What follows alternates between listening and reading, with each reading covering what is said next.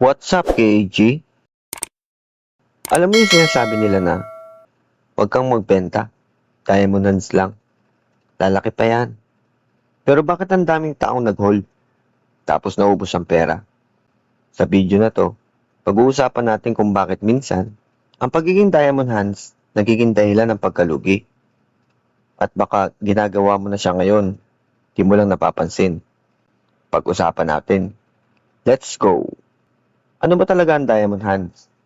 Alam mo, originally, maganda yung idea ng diamond hands. Meaning, hindi ka basta-basta nagpa-panic sell, hindi ka natatakot sa short-term na dip, may conviction ka. Sounds good, di ba? Pero ito yung problema, na-corrupt na yung meaning niya sa crypto space. Kasi ngayon, ginagamit na siya para i-justify ang hindi pag-cut loss, pag-ignore ng red flags, pagiging emotionally attached sa isang coin. Tanong ko sa'yo, ilang beses ka nang nag-hold kahit alam mong mali na? Bakit nagiging lugi ang diamond hands?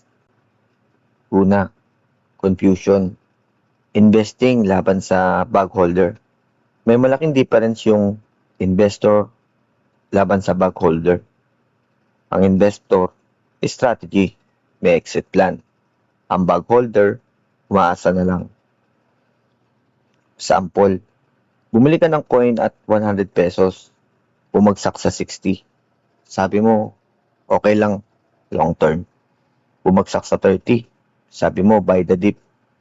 Bumagsak sa 10. Sabi mo, diamond hands. Pero ang totoo, wala ka ng control.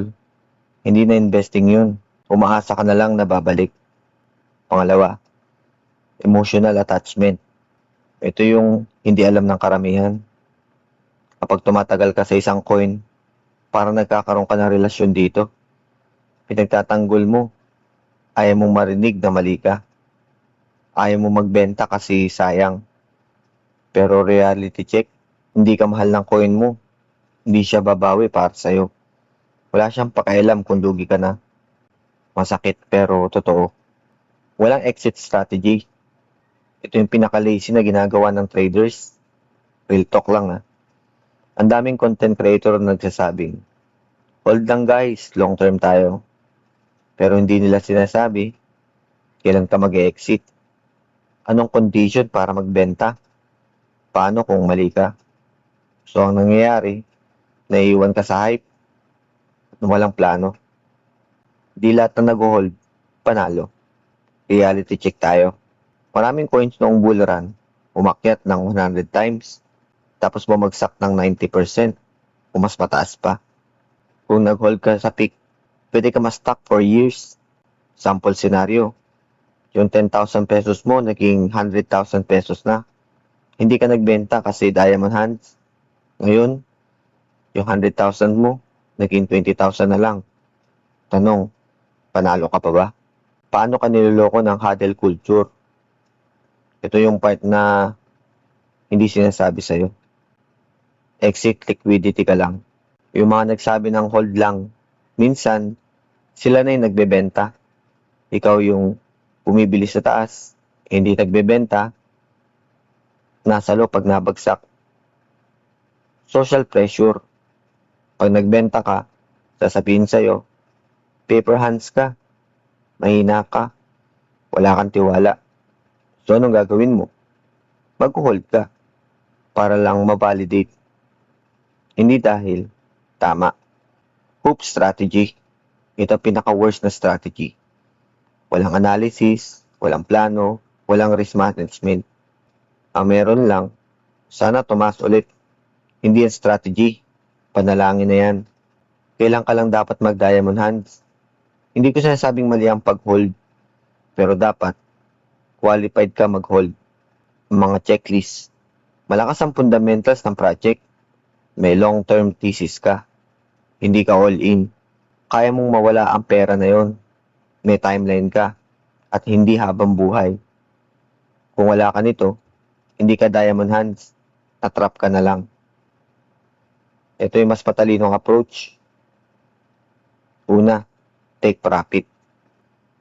Hindi mo kailangan timingan ng top. Kahit 20%, 50%, panalo na yon. Cut losses. Ito yung hindi alam ng karamihan. Pero tandaan mo, mali ka minsan, hindi lahat babawi. Mas okay mawala ng 20% kaysa maubos ng 90%. Think like a business, not a fan. Hindi ka fan ng coin, hindi ka member ng kulto.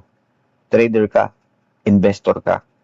Decision mo dapat based sa logic, hindi loyalty. Honestly, hindi ko nire-recommenda ang Diamond Hands mindset sa beginners. Bakit? Kasi ginagamit lang siya ng experienced traders with strategy o manipulators para mag-hold ka. Kung newbie ka, mas kailangan mo disiplina, exit plan, risk control, hindi blind holding. So tanong ko sa'yo, para sa'yo, may natutunan ba ako? May na-realize ba ako? Napaisip ba ako sa ginawa ko? Kung oo, then para sa ito. Kung hindi, baka dapat mo pang aralin ang space na to. So next time na may nagsabi sa'yo na, hold lang bro, lalaki yan. Tanungin mo muna ang sarili mo, may plano ba ako? May dahilan ba ako? O umaasa lang?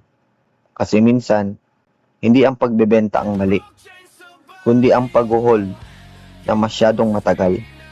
At doon nauubos ang pera ng karamihan. Kung gusto mo pa ng ganitong real talk sa crypto, yung hindi sugar-coated, walang hype, alam mo na kung ano ang gagawin. Game on!